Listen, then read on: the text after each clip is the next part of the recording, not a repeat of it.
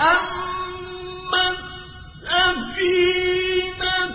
فكانت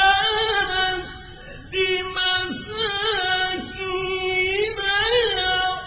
يعملون في البحر فأردت أن أعيبها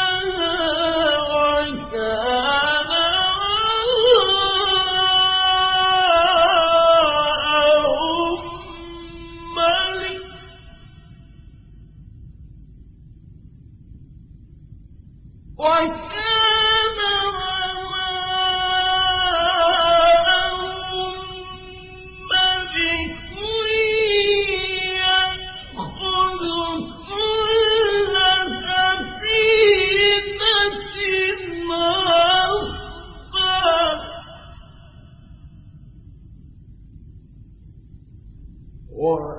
وأما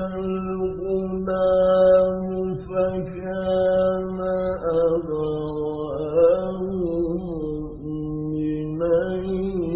فخشينا أن يرهقهما طغيانا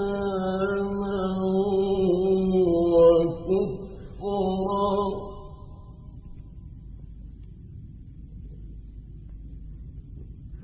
فأردنا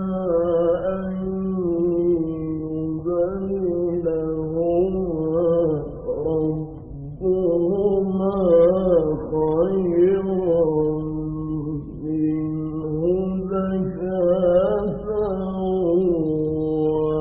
وأقرب رحما